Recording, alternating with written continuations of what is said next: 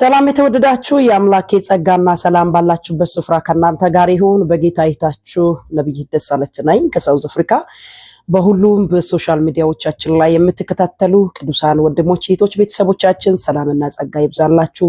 በፌስቡክ፣ በዩቲዩብ፣ በቴሌግራም ኦር ደግሞ በቲክቶክ ተለያዩ ሚዲያዎች ላይ የምታዩ ኢንስታግራም የምታዩ ቅዱሳን ይህን ቪዲዮ ዘግይቶ ወደ እናንተ ስደርስ የምታዩ ሁላችሁንም ጸጋና ሰላም ከናንተ ጋር ይሁን። ይሄን አገልግሎት ለቅዱሳን ሁሉ ሼር በማድረግ መልእክቱ ለሌሎች ሁሉ እንዲደርስ ሼር በማድረግ እንድታደርሱ አብራችሁ ደግሞ የዚህ አገልግሎት ደጋፊ ወይም ሳፖርት የምታረጉ አብራችሁ የምታገለግሉ ፓርትነሮች እንድትሆኑ አብራችሁ ከኛ ጋር ደግሞ የእግዚአብሔር መንግስት ወንጌል እንድትሰብኩ ይሁን። ይሄ የጎስፔል ቮይስ ድምጽ ነው፣ የእግዚአብሔር መንግስት ድምጽ ነው። ጌታ ክብሩን ይውሰድ። ኢየሱስ ክርስቶስ ጌታ ነው። ዛሬ አጠር ያለ የእግዚአብሔርን ቃል ሼር ላርጋችሁ። በዚህ ቃል መሰረት እንጸልያለን። መንፈስ ቅዱስ ባላችሁበት ስፍራ ለእያንዳንዳችሁ ከእግዚአብሔር ዘንድ መልካም ይሆናል አምናለሁ። ይህን ቪዲዮ ዘግታችሁ የምትመለከቱ ሰዎች ሁላችሁም በዚህ በእግዚአብሔር ቃል መሰረት እንደምትባረኩ እንደምትጽናኑ በጌታ በኢየሱስ ክርስቶስ ስም አምናለሁ፣ እጸልያለሁ።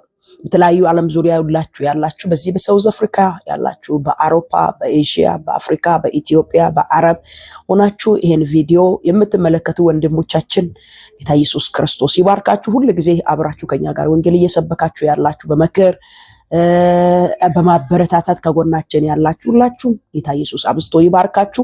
ወንጌላችን ይቀጥላል። ጌታ የተባረከ ይሁን። ዛሬ አጠር ባለ እግዚአብሔርን ቃል ሼር እንደራረጋለን። ሁላችንም የምናውቀውን የእግዚአብሔርን ቃል ክፍል በማቴዎስ ወንጌል ምዕራፍ 13 ላይ ያለውን ከቁጥር 10 ቀጥሎ ያለውን አጠር ያለች መልእክት ሼር እንደራረጋለን። ከዛ በፊት ግን አብረን እንጸልያለን። አባታችን እግዚአብሔር ሆይ በክርስቶስ ኢየሱስም እጅግ አርገን እናመሰግናለን። አንተ ታላቅና ድንቅ አምላክ ነህ። በእውነት ለኔና ለወዳጆቼ ይሄን ቃል ባርከህ ቆርሰን ብትሰጠን እግዚአብሔር ሆይ ለእያንዳንዳችን ደግሞ ካንተ ዘንድ መልእክት ድምጽ እንዲሆን የልባችን ደጅ ለዚህ ወንጌል ቃል እንዲከፈት እግዚአብሔር መንፈስ ቅዱስ በቃሌ እንድትመክረን በቃሌ ደግሞ እንድትባርከን እንድትገስጸን እንድታገኘን እግዚአብሔር ሆይ እንድትነካን በኢየሱስ ክርስቶስ ስም እጸልያለሁ። ሰማይ በአንጻራችን ይቀደድ በጌታ በኢየሱስ ስም። መጽሐፍ ቅዱሳችን እንደምናገር ሰማይ በኢየሱስ ክርስቶስ አንጻር እንደተከፈተ መንፈስ ቅዱስ በእርግብ አምሳል እንደወረደ ተብሎ እንደተጻፈ ያ የእግዚአብሔር ቃል ዛሬ በእህቴ ላይ ይፈጸም፣ በወንድሜ ላይ ይፈጸም፣ በእኔ ላይ ይፈጸም። ስለሚመጣልን ስለምናነበው ስለ እግዚአብሔር ቃል ክብር ላንተ ይሁን በጌታ በኢየሱስ ስም አሜን። አብረን የምናነበው የእግዚአብሔር ቃል አሁን ቅድም እንደነገርኳችሁ በማቴዎስ ወንጌል ምዕራፍ 13 ላይ አክቹአሊ ትላንትና የአርብ ምሽት ቻፔል ፕሮግራማችን ላይ ይህን ቃል ጥቂት ሰዓት ለመካፈል ሞክረናል። ጌታ ኢየሱስ ክርስቶስ ይባርካችሁ። ከኛ ጋር ትላንትም የነበራችሁ በኦንላይንም በአካልም የነበራችሁ ቅዱሳን ተባረኩ። ዛሬም አጠር ያለ እግዚአብሔርን ቃል ሼር ላረጋችሁ ወዳለሁ። እንዲህ ይላል። ከቁጥር 10 ቀጥሎ ያለውን ቃል አነባለሁ። ደቀ መዛሙርቱም ቀርበው ስለምን በምሳሌ ትነግራቸዋለህ አሉት። እርሱም መልሶ እንዲህ አላቸው፣ ለእናንተ የመንግስት ሰማያትን ምስጢር ማወቅ ተሰጥቷቸዋልና ለእነርሱ ግን አልተሰጣቸውም። ላለው ይሰጣልና ይበዛለትማል፣ ካለለው ግን ያለው ያው እንኳን ይወሰድበታል። ስለዚህ እያዩ ስለማያዩ፣ እየሰሙ ስለማይሰሙ፣ ስለማያስተውሉ በምሳሌ እነግራቸዋለሁ። መስማትንስ ትሰማላችሁና አታስተውሉም፣ ማየትንስ ታያላችሁ አትመለከቱም። በዓይናቸው እንዳያዩ፣ በጆሮአቸውም እንዳይሰሙ፣ በልባቸውም እንዳያስተውሉ እንዳያስተውሉ ተመልሰውም እንዳልፈውሳቸው የዚህ ሕዝብ ልብ ደንድነዋልና ጆሮአቸውም ደንቁሯል ዓይናቸውንም ጨፍነዋል የሚል የትንቢተ ኢሳይያስን በእነርሱ ይፈጸማል። እናንተ ግን ሃሌሉያ እናንተ ግን ዓይኖቻችሁ ስለሚያይ ጆሮቻችሁ ስለሚሰማ ብፁዓን ናችሁ። እውነት እላችኋለሁ ብዙ ነቢያትና ጻድቃንም የምትሰሙትን ሊሰሙ የምታዩትንም ሊያዩ ይመኙ ነበረ አልሰሙም። እናንተ የዘርን ምሳሌ ስሙ። የእግዚአብሔር መንግስት ሰምቶ በሚያስተውል ሁሉ በማያስተውል ሁሉ ክፉ ይመጣበታል፣ በልቡም የተዘራውን ይነጥቃል እያለ ይቀጥላል። እናንተ የዚህ ክፍል ሐሳቡን ሙሉ እንድታነቡት ለእናንተ ልተው።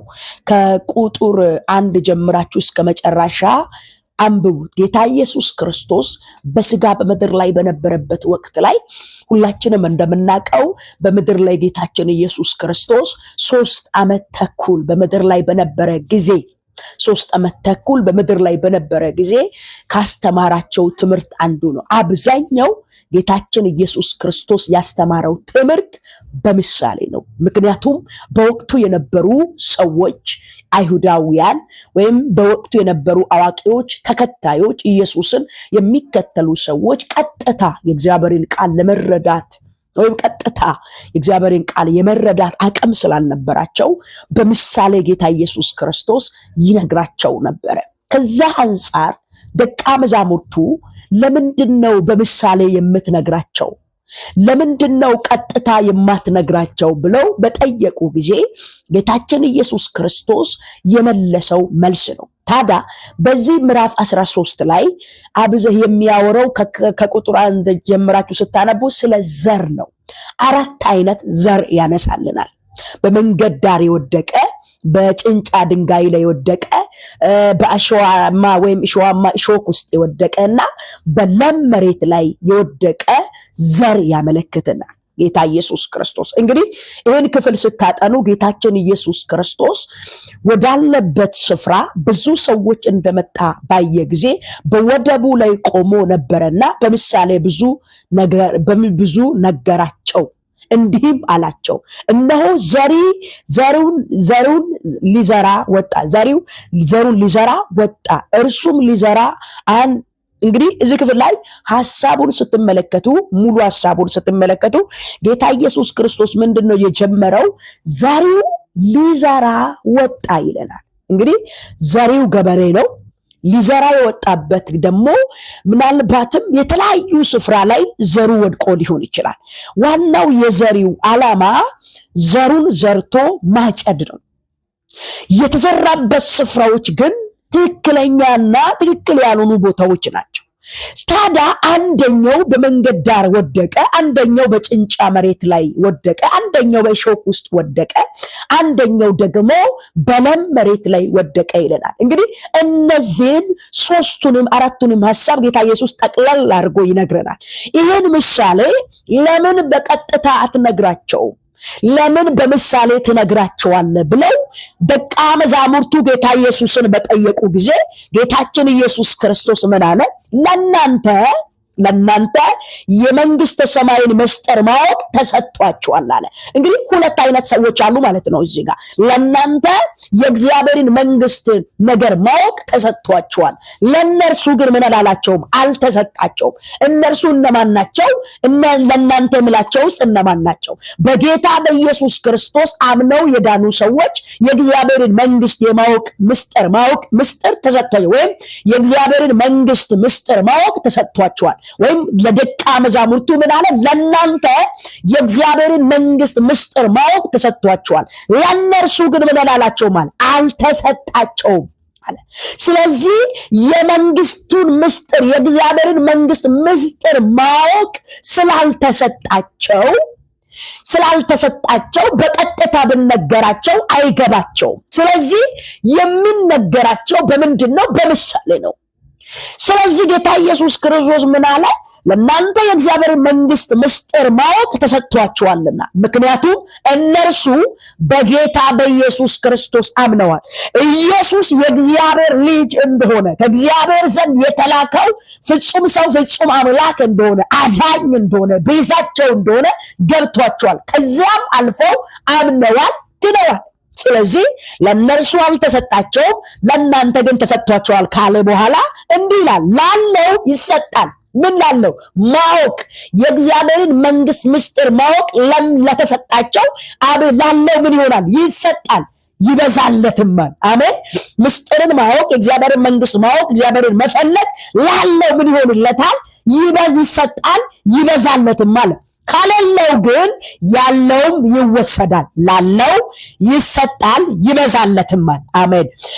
ከሌለው ግን ያለው ራሱ ይወሰዳል ይላል። ትዝ ይላችሁ እንደሆነ ጌታ ኢየሱስ ክርስቶስ ስለ እግዚአብሔር መንግስት ያስተማራቸው 3 ምሳሌዎች በማቴዎስ ወንጌል በዚሁ በማቴዎስ ወንጌል 24 ላይ ታገኛላችሁ አይደል? ለ3 ሰዎች መክሊትን እንደሰጣቸው ትመለከታላችሁ። ለአንዱ 2፣ ለአንዱ 5፣ ለአንዱ 1 ሰጣቸው። 2 የተሰጣቸው 2 መክሊት የተሰጠው 2ቱን አትርፎ 4 አደረገ። 5 የተሰጠው ደግሞ 5ቱን ነግዶ 10 አደረገ። 1 የተሰጠው ግን ወስዶ ምን አደረገው ይላል? ቀበረው ይላል። ታዲያ ጌታቸው ከብዙ ጊዜ በኋላ መጣና የሰጠውን ለመቀበል ፈለገ። 5 የተሰጠው ጌታ ሆይ 5 ሰጠኝ ነበር 5 አትርፍ ያለው ብሎ ከትርፉ ጋር አስረከበ። አንተ ታማኝ ባሪያ መልካም አድርገሃል፣ ና ከዘላለም በፊት የተዘጋጀው ወደ እግዚአብሔር ወደ አባቴ መንግስት ግባ። 2 የተሰጠው 2 ተሰጥቶኝ ነበር 2 አትርፌያል። አንተ ታናሽ ባሪያ ታማኝ ባሪያ መልካም አድርገሃል አለ። ሃሌሉያ። ዓለም ከመፈጠር በፊት ወደ ተዘጋጀው ወደ አባቴ መንግስት ግባ አለው። 1 የተሰጠው ግን መጣና አንተ ካልዘራበት ምታጭድ ያላደረከውን ምትወስ ክፉ እንደሆነ ስላወቅ የዛ ይሰጣኝን ቀብሬያለሁ አለ። ታዲያ እዛ ክፍል ለምን አለ? የሰጠውን ነጠቀውና ወስዶ ላለው ሰጠው። ውሰዱታል፣ ላለው ጨምሩለታል። ያኛው ከቅጥር ውጪ ስጣል እንመለከታለን። እዚህም ክፍል ለምን ይላል? ላለው ይሰጣል ይበዛለትማልና ከሌለው ግን ያለውም ይወሰድበታል ይላል። ይወሰድበታል ካለ በኋላ እንዲህ ይላል፣ ስለዚህ እያዩ ስለማያዩ እነማን? እነዚያ በምሳሌ የሚነገራቸው ሰዎች እያዩ ስለማያዩ እየሰሙም ስለማይሰሙ ስለማያስተውሉ በምሳሌ እነግራቸዋለሁና መስማትንስ ትሰማላችሁና አታስተውሉም፣ ማየትንስ ታያላችሁና አትመለከቱም። በዓይናቸው እንዳያዩ በጆሮአቸውም እንዳይሰሙ በልባቸውም እንዳያስተውሉ ተመልሰውም እንዳልፈውሳቸው የዚህ ሕዝብ ልብ ምን ብሏል? ደንድኗል። ጆሮአቸውም ደንቁሯል፣ ዓይናቸውንም ጨፍነዋል ይላል። እንግዲህ እዚህ ክፍል ለምን አለ የተባለው? ጨፍነዋል የሚል በነቢዩ ኢሳይያስ ላይ የተጻፈው ቃል